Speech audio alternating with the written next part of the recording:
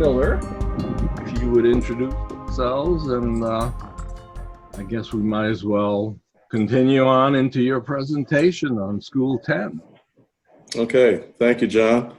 My name is Travis. I am with the Rochester Schools Modernization Program.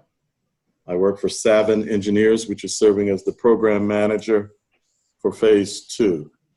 So this evening, I wanted to provide you good folks an update on the progress at Dr. Cooper School number 10 and in general with the program and where things are at. So I've been in correspondence with our construction manager, who is LaChase Construction. They are doing a very fine job for us out there. And they were kind enough to provide some photographs from the project, the progress that I'd like to share with you this evening. My department, the Business Opportunities Program, for those of you who are not familiar with it, I'll give you a little information on that. But first, this is the overview of Phase 2. The project, for the most part, we're coming toward the home stretch. As you see, Cooper School number 10 is within the 4 schools in the 2C train. Schools 2 and 4 are substantially complete, and because of district decisions, they sit unoccupied, ready for their faculty and students to move in September. The projects that are currently underway in addition to School 10 is Flower City School 54 up in the Lowell portion of the city. Also, that project will be completed in August for occupancy in September. Those students are currently in swing space at Franklin School on Norton. Also underway is East High, which is the largest of all the projects, and will still be continuing even into 2021. The reason for that is because that school, unlike all of the other schools, had no swing space built into the schedule. So we are working there as the school is occupied, basically doing a wing at a time. Currently, right now, the F wing is under construction. That will complete in the summer, and then we'll move on to the D wing as we work our way through that entire campus. The other school that is also still ongoing is Edison. We are working there as well. And tonight we had planned and hoped to have Jacob Scott, the Edison Tech principal, present you with some of the modernization that we've done in the CTE wing. Jacob unfortunately couldn't join, so you've got to put up with me instead. But I'm sure next time, hopefully next month, we'll be able to do that and share with you some of the exciting spaces that were open there last year. Any questions on anything as far as these projects in Phase 2? Now, these are all in progress. None of them have been affected by the shutdown. They are all in progress. I'll talk to you in relation to 10 in particular. Okay. That's my last slide. But I'll also give you an update where we are as Phase 3 as well. Okay, great. Yeah. As I mentioned, I represent the Business Opportunities Program. This is a extra division, you might say, of the program management that Savin is providing. And as the triangle logo displays, we have 3 components of our scope. What we're doing here this evening represents the yellow, community outreach. Green, the instructional series, that is our business training program that we provide. We are currently in our 8th cycle. And it's an evening program free to all small businesses that want to get exposure to best practices as to how to establish, set up, and operate their business. We went into a hiatus with the program because of the pandemic for about, must have been about 5 weeks, but we are now back up and running with an online curriculum. So I actually was online with them. They start at 5:30. And this evening, for example, they have a library representative from the Rochester Central Library who is doing the session tonight on business plans.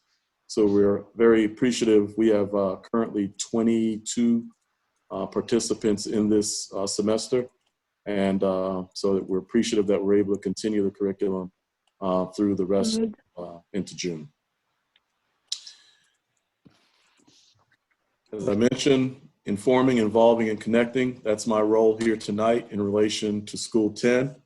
Perhaps some of you that live in the close proximity of School 10 received this flyer that we handed out back in 2019. We have a responsibility whenever construction is to mobilize, to inform the community of what the duration will be, the impact. And so this was passed, I think, to about a 3-block perimeter around the school. Later on, we followed up with this flyer, which was a progress flyer that showed some of the things that were going on in the interior. And so this evening, I'm going to be able to provide you with a little bit more that LaChase has given me. Gymnasium addition. This is obviously you might say, the biggest appreciative portion of new construction. As you know, a big chunk, I'd say close to 2/3 of the original building was demolished.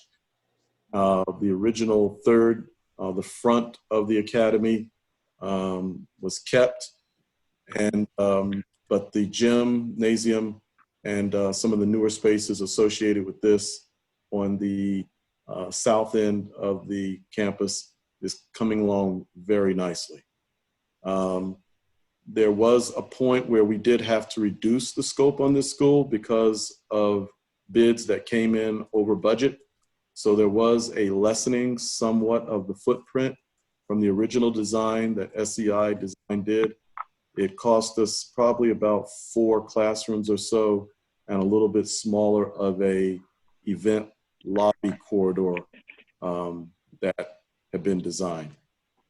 But it's moving nicely. Here you see the decorative metal fencing that trenching is being done to have that installed. This will especially be important for the portion of the school where there'll be pre-K and kindergarten students with their own separate playground area so that they can have a protective fencing for them in particular, those young students. So here you see the loading dock entrance. That is also progressing nicely. We go inside the gymnasium duct installation. And this is not a full-size regulation competitive gym. The elementary schools that are in the modernization program, just like School 16, if you've been able to visit that one, these are nice fit outs with a auditorium stage that is incorporated, so there can be plays and musical presentations and things of that sort for this multi-use area. A similar approach with this gym and this addition that you saw at School 16, where you have the beautiful corridor that allows access for users to come in for after-school events, weekend events. Same approach was used here at School 10. This is the corridor atrium that basically is very nice, serves as, you might say, a separating wing, or not a wing, but a corridor between the rest of the educational spaces in the new addition apart from the gymnasium. So this will be generally where neighborhood community members will walk into this beautiful corridor if they're going to be attending functions that are specifically happening in the gymnasium and that area.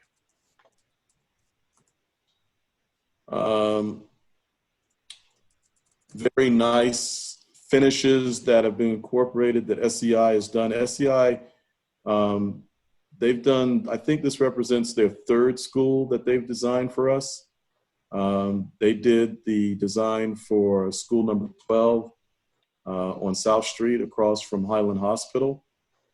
And they also have done design for another school, and right now it's escaping my mind. But we've been very happy with them, local Rochester firm, and they have a good team of designers. Handrail installation, all of the regulations that we have to incorporate meet SED benchmarks. So as long as we don't exceed any thresholds that SED says are luxuries, we are able to maintain our 98% ratio that the state is giving us. There's only a a 2 cent on the dollar local share impact. And as long as our designers do not exceed what are considered the SED benchmarks for design, then we're able to maximize our cost allowances. This is a kitchen hood installation. Of course, all of these have to meet code.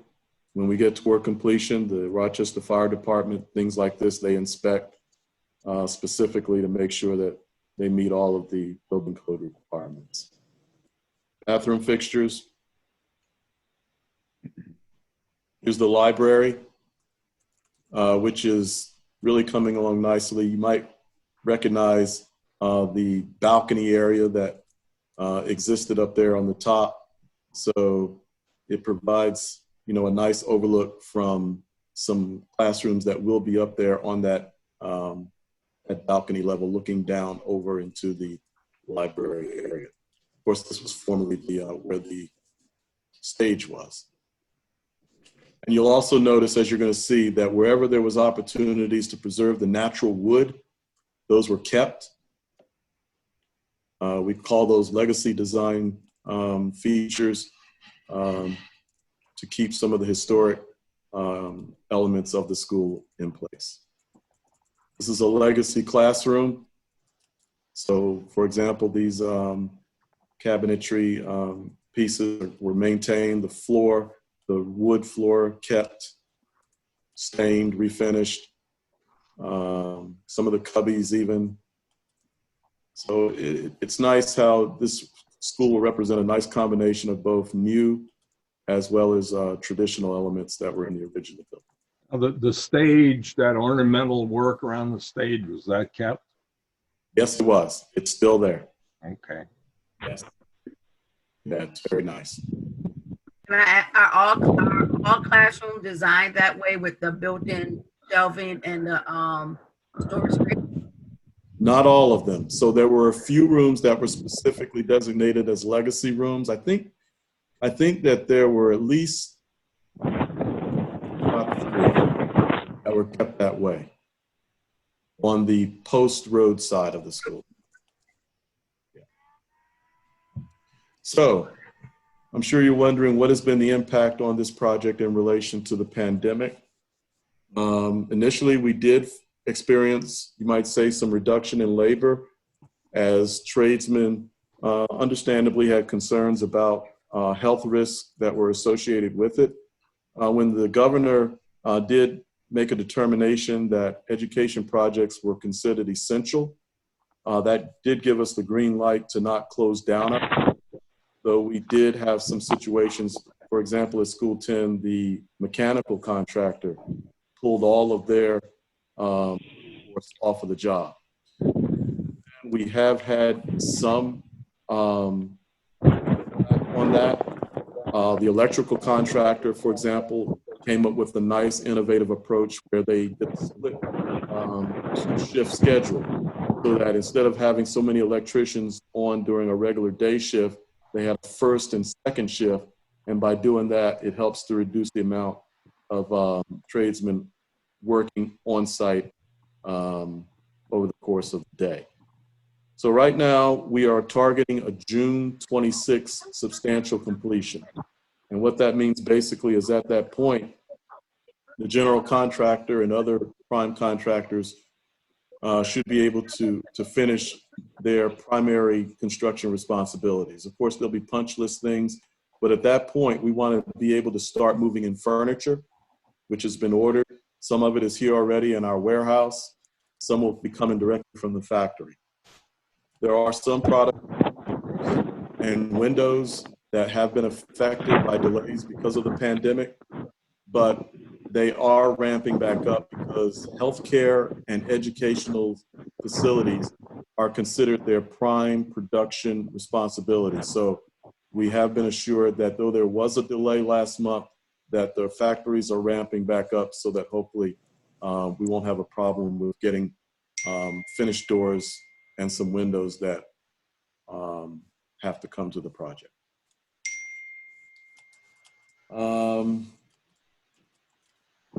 That's about it.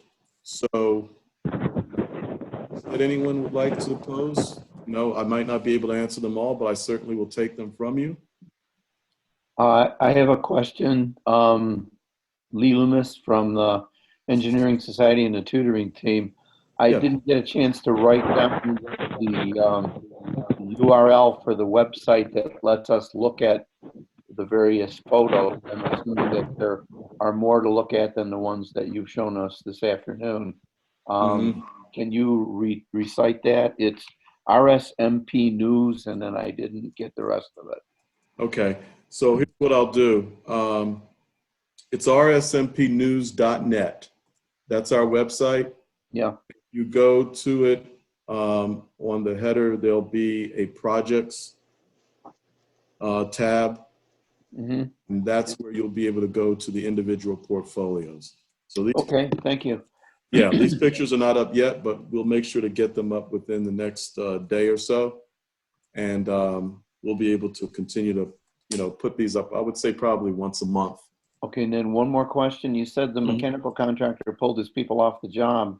How close were they to being finished at that point? Oh no, it's still substantial work to be done. As I said, it's not until June 26th that the prime contractors, electrical, mechanical, GC, and plumber will be substantially finished. So yes, there was a delay there, but fortunately, LaChase's management has been very good on this. And we think that the time that was lost, we can recapture because, as I said, union members have been coming back in stages to populate the workforce there. And hopefully, maybe if they take an approach like the electrical contractor did, that might be a way to allay some of the risks and fears as well. Excellent, thank you. You're welcome. Great. Anything else for Travis? John, I just would tell your audience as far as phase 3 is concerned. As you know, we had the strategic plan approved by the Board of Ed over a year ago. It was our hope that we could have gotten it approved in Albany last year. Unfortunately, because of circumstances, it didn't happen. And so now where we are is the plan has been slightly modified. It's been reduced from 615 million to 550 million. Included in that is more work at East, Edison, and Monroe, as well as Miss Washington School at School 3.